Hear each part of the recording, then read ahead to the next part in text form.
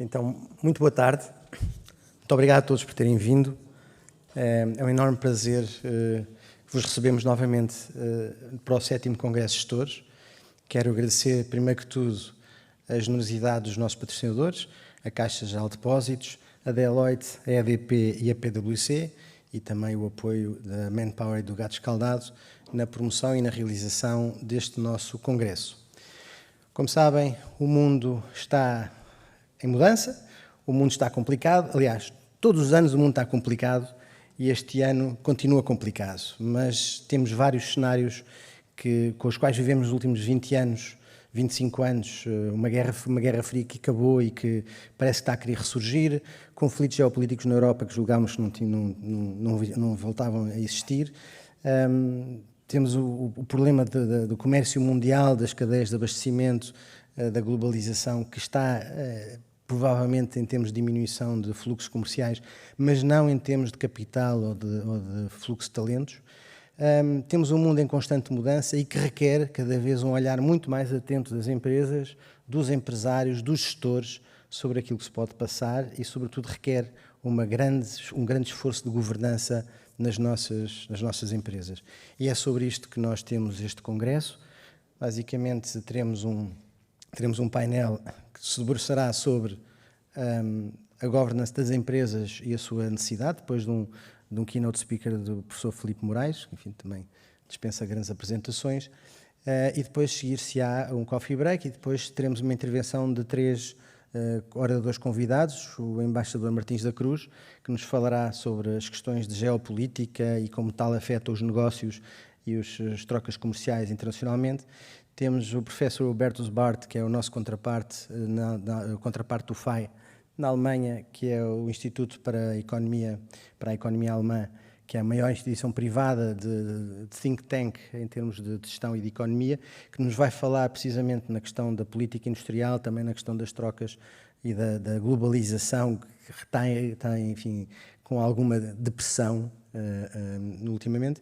E depois também a Ilka Haavisto, da nossa contraparte finlandesa, Finlândia, que é um extraordinário observatório, até por questões geográficas, das questões grandes da geopolítica, da Guerra Fria, precisamente por compreender bastante bem o seu vizinho russo e tudo aquilo, a instabilidade que foi provocada depois desta invasão da Ucrânia.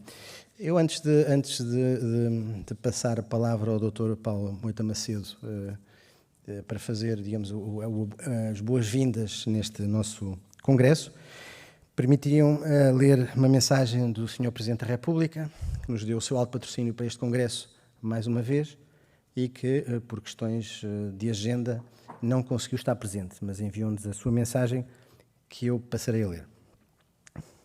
Sr. Presidente do Fórum de Administradores e Gestores de Empresas, Dr. Paulo Carmona, felicito, bem como toda a direção, por mais este congresso. O Fórum de Administradores e Gestores de Empresas tem conseguido afirmar-se como espaço de debate e partilha de conhecimento sobre as melhores práticas para administradores e gestores de empresas. No primeiro congresso, no qual estive presente, realcei a relevância desta associação. Faz sentido olhar para o estatuto específico do gestor, os seus direitos e as suas obrigações, a sua crescente responsabilização, a não confusão com a situação do detentor do capital, a capacidade que lhes falta de presença em instituições capazes de influenciar a feitura de leis, a tomada de decisões políticas ou administrativas. Passados 6 anos, é porventura ainda mais relevante a diferenciação do papel do gestor e a existência de modelos de governação sólidos, resilientes e que estejam preparados para enfrentar crises. Testemunha disso é o tema do congresso de hoje. O mundo está em mudança acelerada. Desde logo, uma mudança geopolítica global. Nós sentimos e sabemos que os atuais conflitos já começaram a alterar de forma profunda a nossa vida corrente e a vida das nossas empresas. A inflação está mais elevada, os riscos económicos são maiores e os mercados estão mais voláteis. Tudo isto tem peso nas decisões que as empresas têm de fazer em termos de investimento para o futuro.